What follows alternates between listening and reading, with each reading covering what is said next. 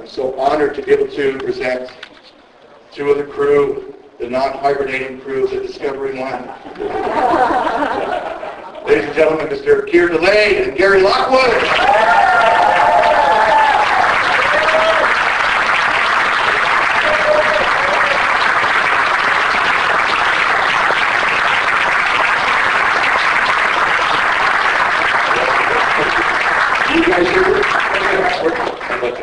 Well, welcome.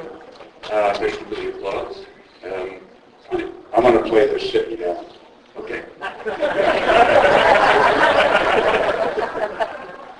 I was thinking about how to start off this as you're talking. Of course, we're going to have a Q&A afterwards, but I thought you might be interested to know when I first knew about, only go back into history for a little bit. When I was around 13, I discovered, maybe 12, I discovered science fiction. And my mother and father had a bookshop in Greenwich Village. And they realized that I suddenly was reading a lot, so science fiction. So they gave me a subscription to Galaxy. These were the magazines that were current at the time. Galaxy Science Fiction, Galaxy, Astounding Science Fiction, Fantasy and Science, about 3 magazines that I subscribed to. And then I started reading other books, and then my mother gave me the best science fiction of 1950, 1951. Each year there was, and they were short stories that had previously been published in science fiction magazines. I'm going to cut now to 1964. I was doing a film with Laurence Olivier and Carol Lindley called Bunny Lake is Missing. I came home one day and my wife,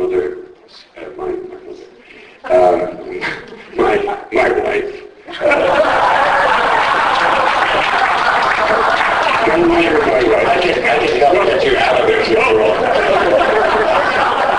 Oh God, they didn't call me out of this for nothing anyway. You know what that would make you in downtown LA.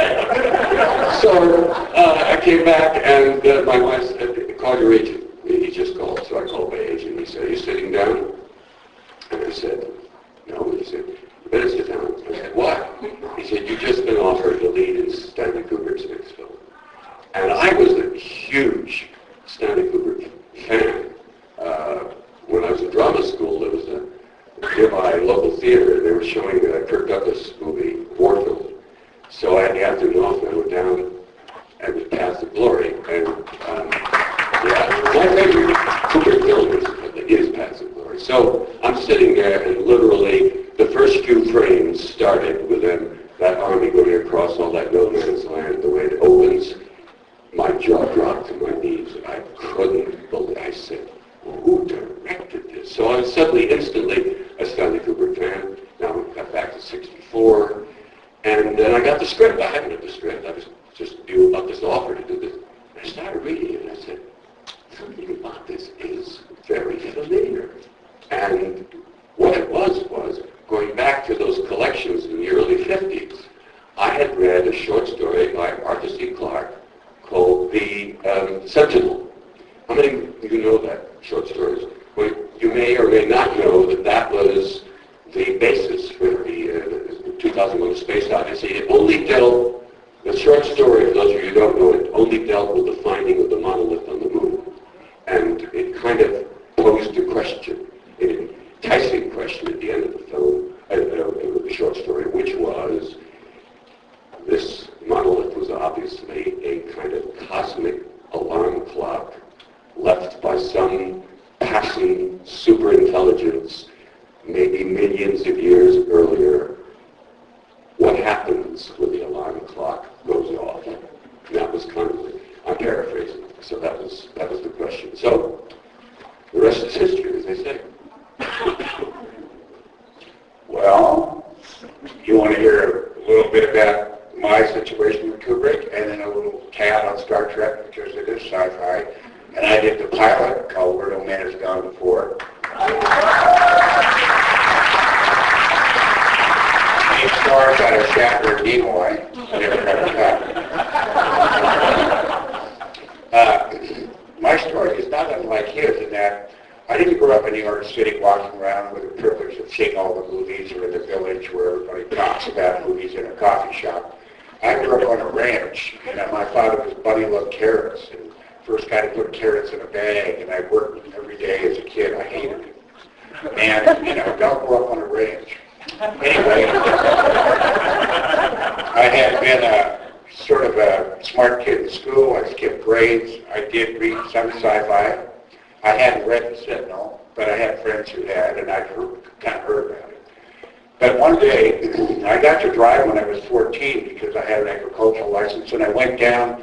I loved movies. I used to ride my horse to school in Newhall, California, which is Magic Mount to you, I guess. If you like to go upside down, I don't know. Anyway, although I did in centrifuge. So I drove my car to Pershing Square when one went to downtown L.A., parked my car, and I'd go to the movies all day long. That was my greatest fun. I mean, I liked that more than anything I did. I also was a bit of a reader as a kid. I liked to read. So I one day go to Beverly Hills to the Fine Arts, and there's a marquee, and it's a kind of a little art house, and it says The Killing. I don't have any idea. I just walk in and see this movie. Now, I have to tell you, I did win a national poster contest my senior year at Art High School in Newhall for my art. I designed homes and other things anyway, so I'll cut to the chase. I walk out and I watch this movie, The Killing, and it's totally different. And the artist in me, for whatever it was having a relationship with the screen. These shots are so interesting and terrific, and everything is so incredibly well done.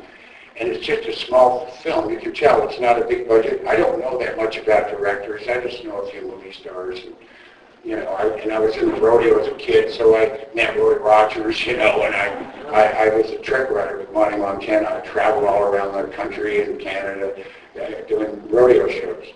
I was a performer. Anyway, it's the first time I ever stopped, and they had those kiosks where you bought the tickets, and then there was this sort of out-of-the-rain, amphitheater to going inside where you got your popcorn. And I stopped, and there's this poster, The Killing. And I walk over, and I go, Stanley Kubrick. Now, I never heard of him. Who had?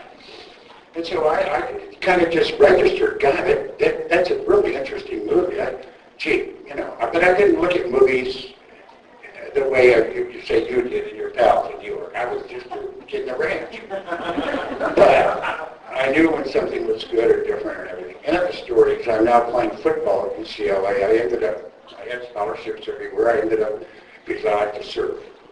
And so I went to UCLA and the surf right on the beach. And I lived in Malibu on the beach. And I was kind of a hustler as a kid. I sold football tickets and had Christmas tree lots, and I'm an entrepreneurial type of guy. So the end of the story is we have these double winds, and some of you are from California and some of you aren't. We have these double winds that come off the desert called the Santa Ana winds, and the Indians and the Chumash, and they get myths about them and all, but when they come and you're playing football and it's double practice, one in the morning, one in the afternoon, it is hell. Are you with me? You drive into UCLA, you get your training table, you get the free breakfast, and you kill yourself for an hour and a half in the morning and 2 hours in the afternoon, and during your lunch hour, you wish you would die. And this goes on for 10 days.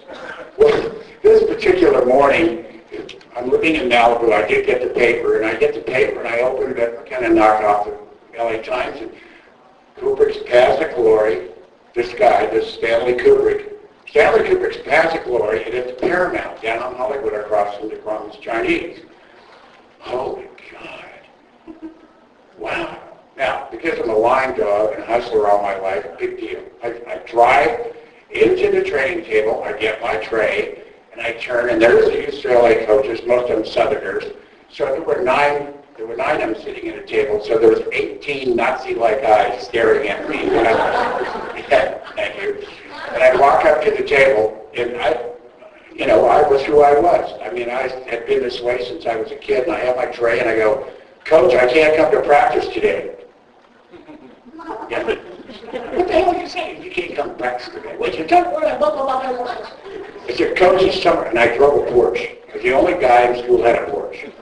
And he said, well, you and that funny little car you have, I mean, how in the hell do you put the gas in that thing anyway? You know, they're doing that one on me. And I said, well, I have to go to San Luis Obispo. I have to be in court. Now, anybody that thought it out would know that I was not going to get in San.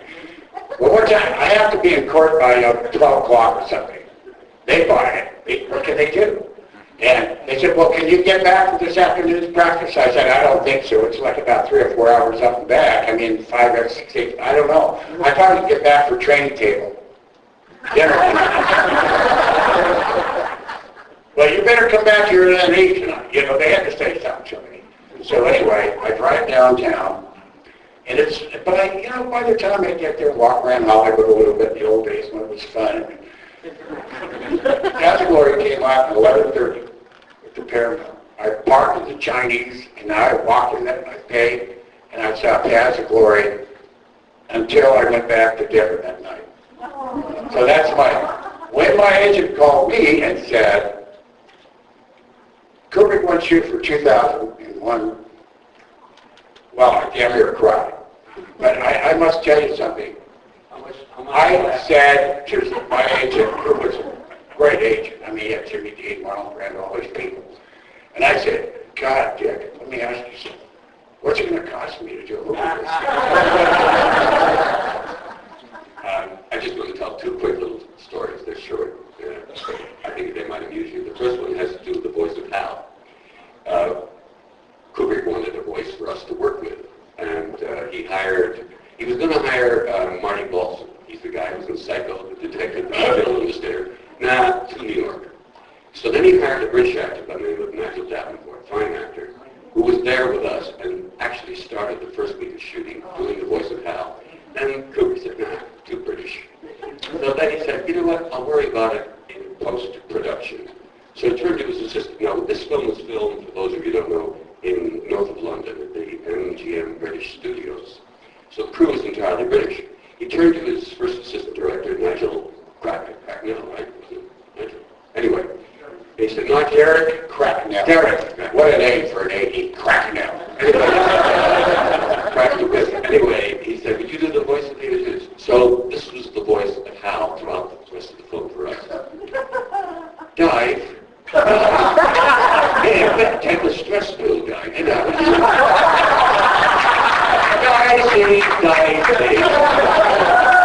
So,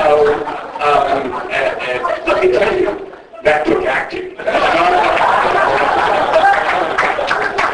Hey, sorry, I have to say this. If you want to see Cure, it's something kind of interesting. I saw it. I've been there 2 times.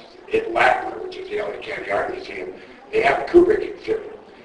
So for some of you who haven't been there, I know you may be flying out, but if you can delay it a day, go over and see it. And the disconnection scene where Cure disconnects Hal and begins to sing is a pretty terrific. In fact, they feature I always think of that scene. What's the story about the Steinbeck story where you got the dummy who's the best friend of this? Mice and Men. If you remember, he's going to shoot, but covertly shoot his best friend because they know he's going to hang for killing this girl inadvertently, and he's just the sweetest dummy. And he's a retarded guy. And if you remember, he said, you remember we're going to buy the farm and the chickens? Yeah, I remember. And he shoots it. Well, in a way, that, for me, was analogously the scene taking Hal apart. Because he says, oh yeah, go ahead, Hal. Sing it to me, I remember. And then he sings crazy. He sings it to the other thing I did, the other quick story is, there was a speech, a communication with Mission Control that was really technologically gobbledygook to me. It was like a foreign language. For me, anyway. And I was worried about it because I wanted to be free with it and do it right. And so I studied this particular speech for weeks before we were going to shoot it. And I can still, it's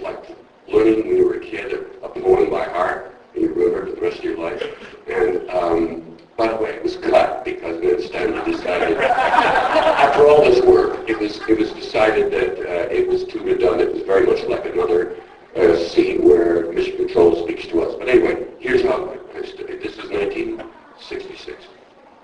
65. No, 66. Mission Control is X-ray level 1. At 1920 onboard fault prediction center, 99000 computer showed Alpha Echo 35 unit is possible failure within 48 hours. Cross-check your in-chip systems simulator, also confirm your approval our plan to go EDA and replace Alpha Echo 35 unit possible failure. Mission Control is X-ray level 1 trans mission concluded.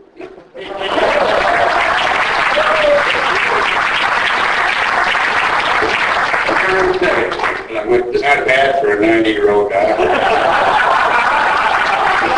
Or maybe a couple hundred. Parenthetically, the only other time this ever happened to me was even earlier. I'll make this quick. In 1961, I did a remake for television with Maureen O'Hara of a famous movie called Mrs. Miniver, which was with Vera Garson and Walter Pigeon. And it was about the home front during the Second World War in Britain. And there's this German pilot who's shot down and terrorizes Mrs. Miller, and I auditioned for it. And I put you on the next, and I did 5 people. I was convincing, they believed me. And I said, I could do it, yeah, no problem. So I auditioned, I got the role, but they asked me, can you speak German? I said, I lied, I wanted to get the role. I said, yeah, I hear you. So I got the role, and then just before rehearsal began, my agent called me and said, they're very pleased to hear that you're going to be doing the role, but they decided to do it in German. They're going to do it in German. So I got a buddy of mine from the drama school who spoke. Did he speak German here? No? All right. My mother was So he coached me phonetically, and I learned it phonetically just like the speech from Space Odyssey. Here's how it went. Ich bin kaputt, aber andere Deutsche kommen. Tausende andere kommen und bombardieren. Ja, bombardieren. Wir haben viele Stichschritte bombardiert. Narvik, Rotterdam kaputt. Rotterdam in 50 Minuten kaputt. Ja, in 50 Minuten kaputt. Und wir werden sie kaputt machen. Wir machen England tot. Ganz nicht mehr England. Mehr weiter Kette. Alles kaputt. Alles tot. And that was 1961.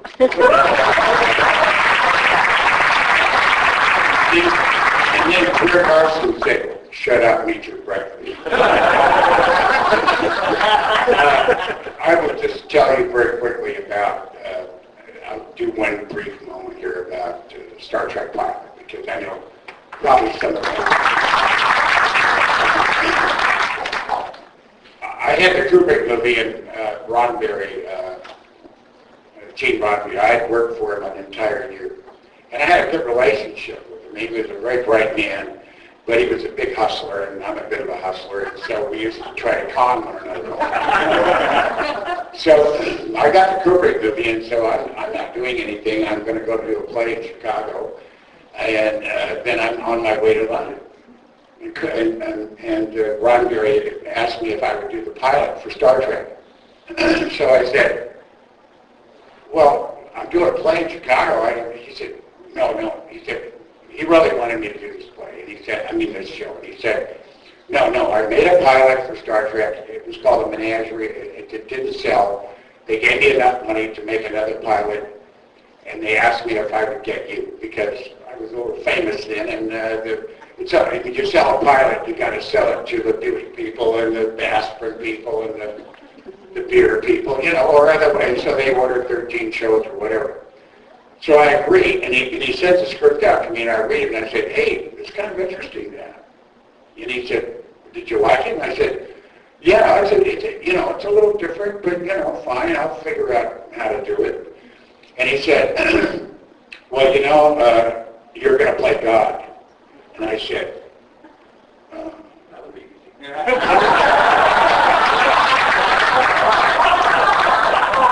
He knows me. So Roddenberry, well, that's what Roddenberry said. He said, you're going to play God, and everybody who knows you knows that that's who you think you are. It's not very nice, but it was part of our banter. So I do this show, and know, the great William Shatner shows up, and Leonard Nimoy, who I've written for. By the way, Leonard got that show because of me. Because Roddenberry explained Spock to me one day. And by the way, Roddenberry and I hate to tell you, we're drunk. The season was over. We were at his house, and we'd been drinking, and we're standing out on the balcony of this beautiful home in Humber Hills. And he's telling me about his new pilot, Star Trek. And he said, and he explains the character Spock, and he said, who do you think I ought to get him? And I remember these words. We're both drunk. And he had a cigarette. He was holding it like this, and he never would knock the ashes off. So the ashes went out and formed like a small arch, like over St. Louis, you know. And he's got his cigar, and he would go. He'd protect me. It was just a game he played with himself. And who do you think I should have to play this character? I said, well, you know, those kind of things require a talented guy. It looks like it. I mean, I don't really know. I have not read it, but I mean, see, he did cast. But I said, well, he said, who do you think I should get? And I said, well, it was this actor from New York.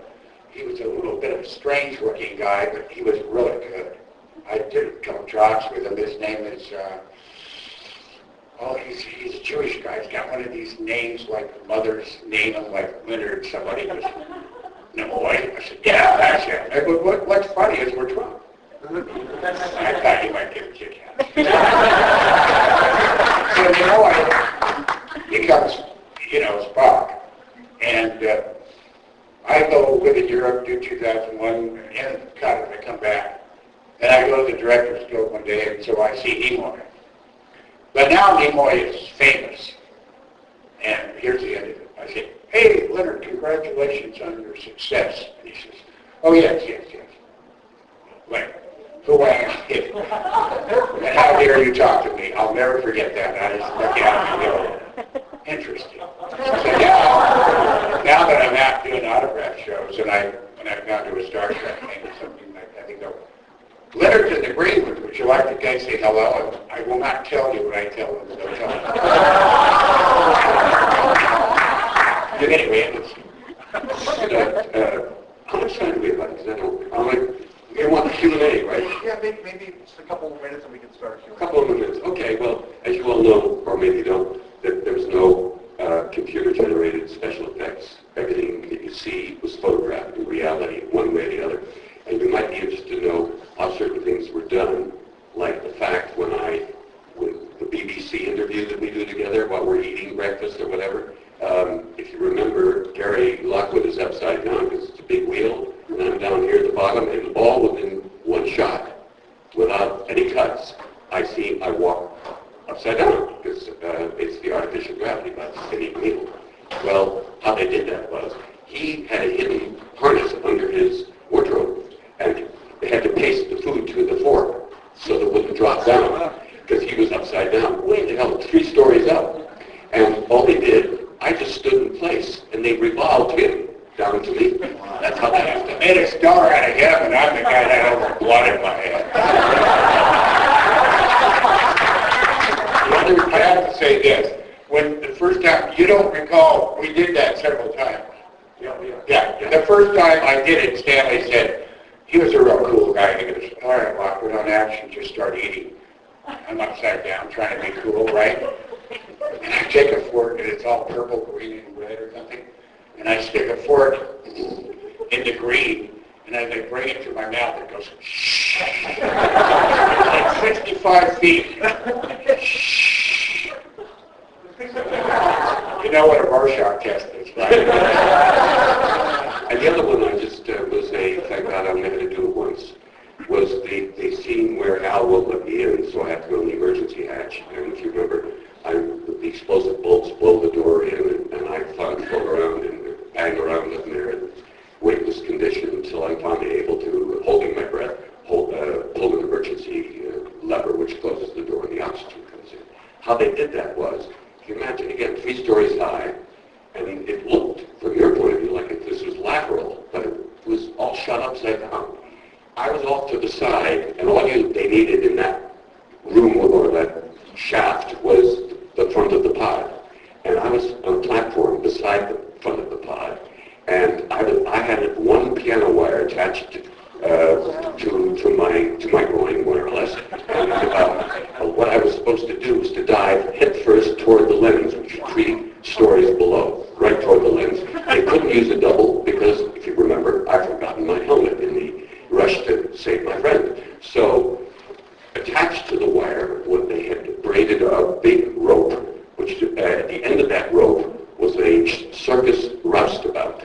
They had measured how long the rope should be at various points so that he could stop me before I killed myself. And he had big, huge gloves. So what they did is they had these huge knots, and the moment the knot would slide up into his gloves, he would cinch it, and I wouldn't. So what happened was, we were both there.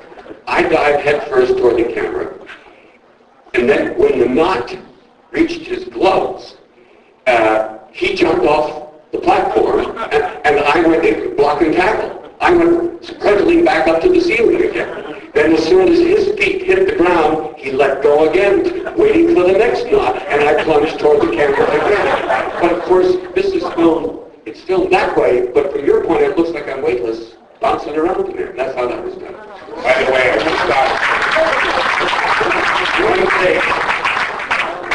I just thought something, as he was telling that story, to just sort of add to this for fun. The piano wire was tuned to a D minor. And that meant death, right? Should we do that with this really loud so we have to run around with a mic? Yeah, when you look back on it, on 2001, is there anything that you wish you would have done differently or was shocked you did differently that didn't get you? No way. I can't think of anything. As I told you, that speech was never used, but I didn't miss it. No, I think... No, it's one of those rare times that every time I've ever seen it a few times, and I just go, wow, you think we did it the right way. We're often asked, people come by and say, what was it like to work with Stanley Kubrick? And my one sentence answer is, it doesn't get better. He was an extraordinary man. You really realize that you're in the presence of genius. It's that simple. As an addendum to that, we have some very special things that we've never had in any shows, photographs of Kubrick with us. Yeah, this is the first time we've had those pictures. So if you're fans, any of you, you can stop by our table and we'll gladly take your money, but we'll give you. I'm going to my house in Canada on Monday and I need extra gas. Back there. When you were doing the film, you knew it was going to be a good film. Did you know it was going to be an historic event in the history of science fiction? I'm going to go first because it'll make sense when you hear my answer, and that is, I knew I was in a very important film that year because of Stanley Kubrick. He was already, he'd done Dr. Strangelove and Believe That Inspired. He was an important director, so he was going to get a lot of attention for any film that he did. So I knew I'd get that attention, but I think he had more insight. Gary? Well, I accept the encomium gratefully. Oh, nobody knows what encomium is. Somebody does. Who knows what encomium is? Oh my God, I feel good. No, praise. Anyway, if I say, you were really good in the disconnection scene, I'm dropping an encomium on my pal here. Anyway, listen, what the hell? Oh, yeah. I thought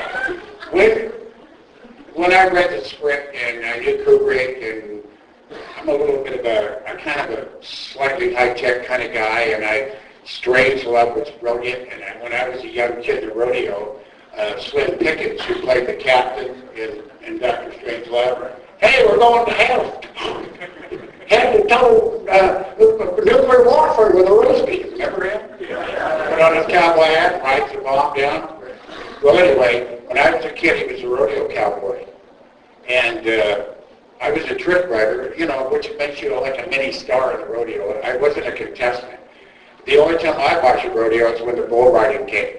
And then Slim would come out, and he would, if the Brahma bull threw a guy and was chasing him, Slim would go get him with a cape. Anyway, I ran into Slim one day and I said, hey Slim, I got the new Stanley Kubrick movie. And he says, God, dang, you and Stanley will love each other.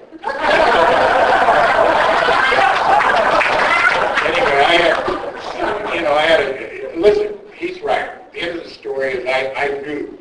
I know I'm a cocky guy, but I mean, so it's always been that way.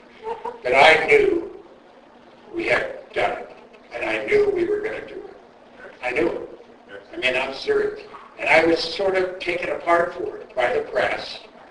And then the years go by, and it annoyed the hell out of me because, we got bad reviews for the picture. Very mixed. There was no, Well, a lot of medicine. 70-30 bad. 70-30 bad. I don't know what they were doing, and blah, blah, blah, and everything with the paradigm robots, and, what was this all about? And then, well, the audiences around the United States of America began to build. And I remember I made a movie in New York called Splinter in the Grass with Warren Beatty. And we did 3 premieres in 3 days. We did Washington, D.C., we did New York City, we did California. And we had kind of, at the Washington, D.C., there was a huge party afterward, but, Washington, D.C. is political, so they're all shoe salesmen. And they came to the premiere looking to see if Cary Grant was there, and Cary wasn't there. And these programs that are brilliant now, that are worth hundreds of dollars when we both signed them, maybe a couple of you have one, they were just, I could have taken a leaf bag sack and filled those up, and I would have put my kid through college with them today. The reality is those programs were just falling to the floor. Remember in Washington? We got back to California, which is a movie town, and so now the premiere was filled with a lot of movie stars and pals of mine and all that. And Warren Beatty came up to me, and Kira and I are out there with those other wives. Those first wives. We've had a lot of wives. I'm just going to tease him. He has a lovely wife now, and so do I. But the point is, we're standing in the lobby, and we're all chatting, and in those days I think I smoked, and I'm having a cigarette. And I remember Warren Beatty came up, and he kind of stuck his head. And, he was a big star, Splendor of the Grass, and he was doing big movies one after another. He also had told me one day that he wanted to do this picture. He wanted to play your part. And he stuck his head in, and he looked right into my eyes. And Warren's a strange dude, but he's a very bright man. He goes, "You're really lucky." Just wondering, as actors, you said that you had somebody else doing the voice of Hal during the rehearsal. So did your perspective of the film change once you saw with the real voice? Did you get a different experience out of it? For me, I think it enhanced it a bit to hear that. What a unique sound. Douglas Rains. Douglas Rains. It's just that he might be Douglas Rains is a Canadian actor, very well known in Canada. He's known mainly for doing leads in Shakespearean plays on the equivalent of Broadway up there in Toronto and all the major cities. He's very well known. Getting along in age now, but he will not do any interviews or sign anything to do with 2001 because his reaction is, I have had a 55-year career in major Shakespearean roles, and all anybody wants to do is interview me about a job, which was a 2-day job. Okay, I have a retort for Mr. Rains, which is not. Well, you knew I was going to say something, right? I was an art and English major at UCLA as a football player. The only guy in the football team with crayons in his locker. I had a very successful family. My father was bunny loved carrots. He put carrots in the bag, first guy to do that. And I was estranged from my family for years. I lived in some rotten little trailer park in high school, and my father didn't like me. And later he kind of rallied, and then I was friendly with him before he died. But the point I want to make is there comes a time in one's life when you just absolutely have to go, and I have to say this to Douglas Rains. I spent 1 year in business school at UCLA, and it was the worst year of my life. Now, I'm a hustler, and I'm entrepreneurial, and I know all that, and if people know that, no, I am. But business in college was the boringest damn thing there ever was. And being a bad guy, you had problem parking at UCLA, so I went up to parking lot 2 near Westward, near Sunset and Hildar. For those of you who know UCLA. And I photographed a guy's parking permit with a Leica camera. Okay, I'm a high-tech kind of guy, and I borrowed a Leica, and I photographed it. I went to Bel Air Camp in Westwood, had it developed, cut it all out with an X-Acto knife, stuck it on my car. And I could drive my little Porsche right in, because I was going to be in the business school for a year. You got me? And I had to walk like 75 yards. Parking UCLA is a major problem for students.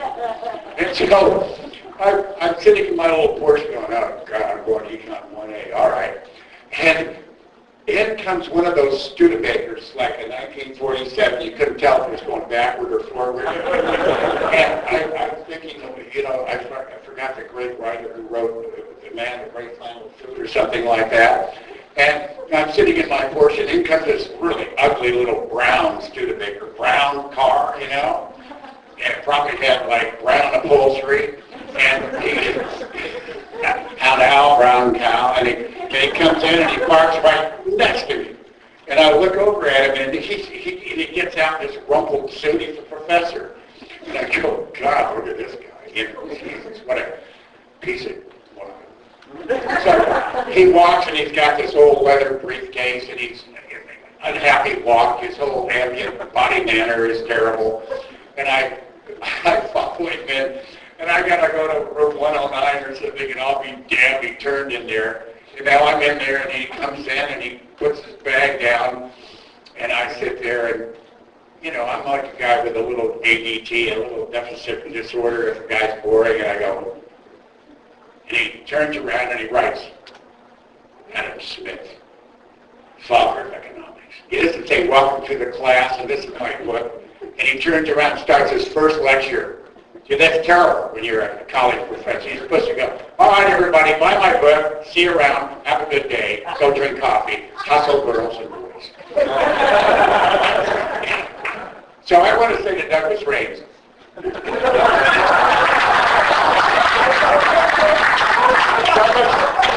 Douglas, I know you're very talented and you're great with Shakespeare and you're a Canadian star and everybody has great reverence for you, but get with the economics. I mean, unless you're rich, you're losing a fortune because we've been doing 2001 all over the world.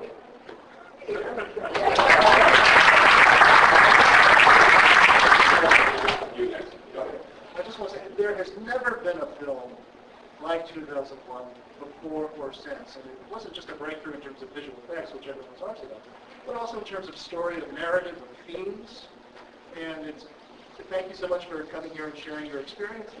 But I wanted to ask, because it was so different, radically different, long stretches with no dialogue, what was your own personal reaction to the film when you first saw it in its completed form? Well, that's asking me to go back. You know, it started not just with 2000, but any time, at least my experience may be different for Gary, but it's a little hard to detach when you first see yourself in any film.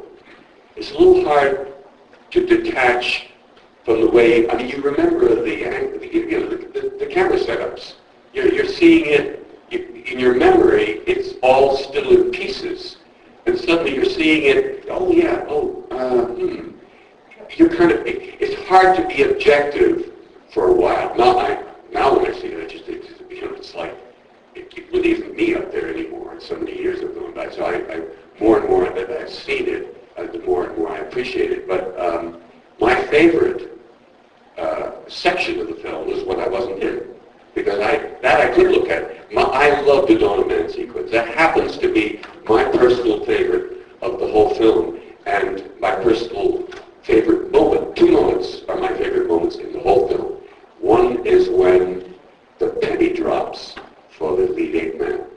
It's like he's fiddling around with Bones' aim and suddenly in mid-motion. You know how a dog goes when it sees something curious and go? That's what he did. It's brilliant. This other moment is the greatest jump cut in film history. And that is when he tosses the bone up and in slow motion and morphs into a space vehicle. And my wife and I have only recently discovered within the last few years, that was just a space vehicle, which is what my reaction was. It was a nuclear weapon. So you have the first weapon, a bone, morphing into a nuclear weapon. Because if you remember, I don't know how many of you actually read the book, but Arthur C. Clarke, as I remember, kind of saw that the world at that point would be the two major powers, Soviet Union and United States, were at odds kind of evenly, and both powers had nuclear weapons in constant orbit around the world, and at any moment, at a push button, they could have rained death upon each other. So, Which meant they both had Germans. You laugh at me, you read about it. Those of you who know, I'll tell you what I mean. When the war was over, World War II, some Germans went to Russia, and some, it's famous, said, well, the English will be broke, so that leaves the Americans. That's a true story. we said you go ahead. Yeah. I'm sorry, it's two questions so that you can be as brief as you want. Number one, I'm very curious how much input Stanley wanted in your performance. In other words, did he do a lot of takes, and how much did he control your performances? And my second question was, the ending is very mysterious, and I'm curious how he explained it to you, if you understood its meaning while you were filming it, and if you understand its meaning now. Well, I have my own interpretation. I don't remember this. It's hard after all these years whether I kind of understood it or whether Stanley explained it. No, he didn't do it. He was real cool. Something about directors you should know is that the greatest directors cast the best. And if you cast well, you don't have to do a lot of directing. And he kind of had confidence in what we did. He was so cool. I mean, he gave us direction, go here, go there. But the only thing he gave me, he wanted, I don't know if you remember the film, he said, when I was like my close-up, he wanted me to kind of look this way, which if you look at the film, there's a lot of me kind of like this. But basically, there wasn't a lot of direction. I'm just going to try to make this quick, the ending. And this is my interpretation of that Louis XVI rule, is, you know how when we capture an animal, put him in a zoo, we put a polar bear and make a cave and a little pool and make him think he's home? Or a squirrel in a cave with brush? Well, the passing intelligence, being millions of years in advance to us, don't need to do that. They can go into your brain and play it like a tape recorder. And they probably played my brain, this is my interpretation, and they saw something, habitat. Well, maybe I walked through the Louvre Museum one day, and that's what they saw. So they created that, probably not in reality, probably all within my brain to cover the whole aging process. I don't know if you're following me, but that's my own personal interpretation of that. I'd like to add, as regards to the answer to response to your question, the mere fact that you asked the question is all you need to know. You see, that's the beauty of the wording. And it is a bit like a Rorschach test, because if we had a nun come up to us one day and said, that was the most godlike film I've ever seen. We weren't exactly churchgoers. Interesting. You may remember, those of you who are older, when it was within not very long, a few months, the MGM people began to realize a lot of people were going to this film after having smoked funny cigarettes. So they changed the slogan, if you remember, and then the newest poster said, the ultimate trip. And just quickly to answer your question about takes, I think as he went on, he was well known, Kubrick, for doing, 10, 15 takes. I don't remember his having more takes than the average that I'd experienced in other films particularly. But what did In the Leopard, we get 35. Oh, that one. But in general, right? In general, maybe Trying to wear us out. 5, 6, but and Hal is beating our lips. But what did take time was the time in between camera angles. Sometimes, 5 minutes of this film would take all day. I mean, it took so long, particularly that room, for example, that you asked me about. It took so long to light it. He would have a board with maybe 50 or 60 Polaroids, and he took each Polaroid individually before we ever got on the set. So sometimes, in a few cases, I seem to remember in that sequence, maybe that we did 2 camera angles the whole day, literally. Gentlemen, we have time for one more question. We have a 12 o'clock panel coming in. Was Arthur C. Clarke on the set? He was early on, Occasionally. Yeah, he was a nice man, but he didn't, he left it up to Kubrick. He didn't really. If you want to hear something about Arthur, I went to the University of Chicago where Hal was born in Champaign, Urbana, and we tried to find him. I don't know where the hell he was. And so they wanted him to come. He didn't come. And I went to Champaign, Urbana, spent a week there. It was a beautiful campus. And they paid a homage, and they opened up their new theater. And they played Christine Print of 2001. I shouldn't say this, but Roger Ebert was there. I know he just passed away, but he drove me crazy. Arthur C. Clarke. So Roger C. Clarke, segue to tonight, Bell. Listen, he's a postman in New York, but he's not working. You don't get me on that. Anyway, the end of the story is, what the hell was it? Arthur C. Clarke and myself held a conversation. He lived in the Maldives, near Sri Lanka. And basically, I don't know if it's true, but apparently this was the first transmission, audio-visual, ever on the internet. That's what I was told. I'm sure it was done militarily, with CIA. But here's what it was. Arthur C. Clarke and I talked in Chicago that night on the internet, and Arthur C. Clarke, his voice was regular, but the visual was as if you shot it at 600 frames per second. Are you with me? Beyond slow-mo. And he would go, the voice would say, "Well, Gary, nice to chat with you. I haven't seen you in quite some time. Rather lovely you're in Champaign, Urbana, where Hal was born, blah, blah, blah." And his face would be going. Hey guys, thank you so much for your reception. And if anybody wants to see our newest pictures, some of them we've never had at shows before, it's right out, our table's right outside. Tell them about the book quickly. Oh, there's a really, Trevor Woody, who was from NASA, was hired by Stanley Kubrick to be the personal science advisor throughout the whole film. A great guy. And he has just written the most beautiful book. You'll see it on our table. It's magnificent. Check it out.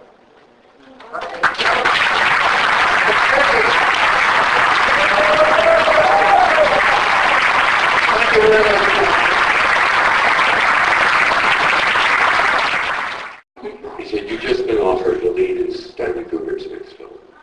And I was a huge Stanley Kubrick fan. When I was in drama school, there was a nearby local theater, and they were showing a Kirk Douglas movie, Warfield.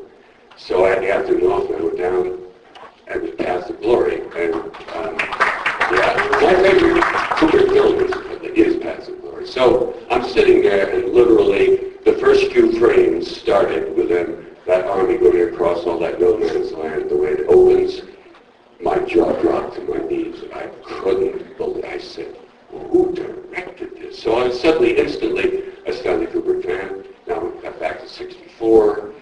And then I got the script. I hadn't read the script. I was just about this offer to do this. I started reading it, and I said, something about this is very familiar. And what it was going back to those collections in the early 50s, I had read a short story by Arthur C. Clarke called The Sentinel. How many of you know that short stories? Well, you may or may not know that was the basis for the 2001: A Space Odyssey. It was current at the time, galaxy science fiction, galaxy, astounding science fiction, fantasy, and sci about 3 magazines that I subscribed to. And then I started reading other books, and then my mother gave me the best science fiction of 1950, 1951. Each year there was, and they were short stories that had previously been published in science fiction magazines. I'm going to cut now to 1964. I was doing a film with Laurence Olivier and Carol Lindley called Bunny Lake is Missing. I came home one day and my mother, my wife, don't mind my wife.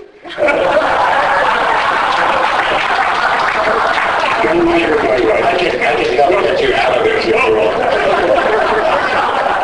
Oh God, they didn't call me amethyst or nothing anyway. You know what that would make you in downtown LA. So I came back and my wife said, call your agent. He just called, so I called my agent. He said, are you sitting down?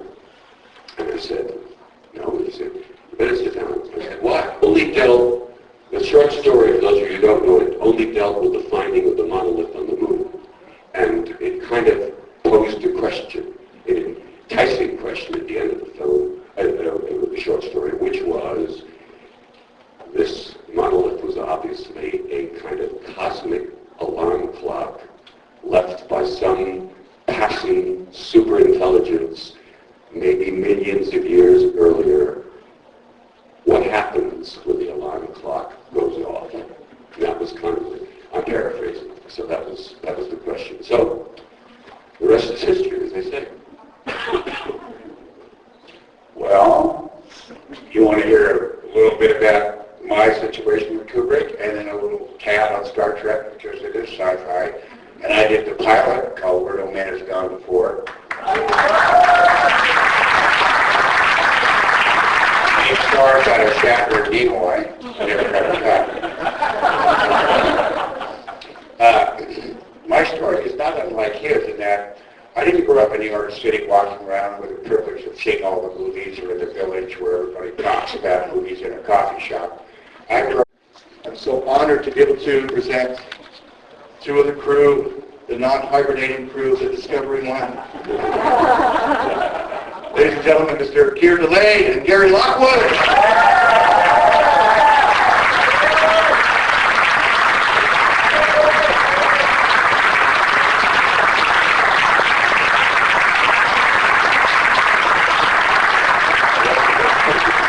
You guys hear me? Well, welcome. Thank you for the applause. I'm going to play this sitting down. Okay. I was seeing about how to start off this as you're talking. Of course, we're going to have a Q&A afterwards, but I thought you might be interested to know when I first knew about, only go back into history for a little bit. When I was around 13, I discovered, maybe 12, I discovered science fiction. And my mother and father had a bookshop in Greenwich Village. And they realized that I suddenly was reading a lot, so science fiction. So they gave me a subscription to Galaxy. These were the magazines that were We're on a ranch, and my father was Bunny loved carrots, and first guy to put carrots in a bag, and I worked every day as a kid. I hated it. And, don't grow up on a ranch. Anyway,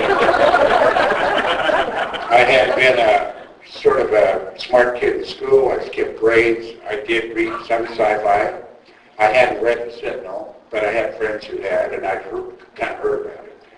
But one day, I got to drive when I was 14 because I had an agricultural license, and I went down. I loved movies. I used to ride my horse to school in Newhall, California, which is Magic Mountain to you, I guess. If you like to go upside down, I don't know. Anyway, although I did in centrifuge. So I drove my car to Pershing Square when one went to downtown LA, parked my car, and I'd go to the movies all day long. That was my greatest fun. I mean, I liked that more than anything I did. I also was a bit of a reader as a kid. I liked to read. So I one day go to Beverly Hills to the Fine Arts, and there's marquee, and it's a kind of a little art house, and it says The Killing. I don't have any idea.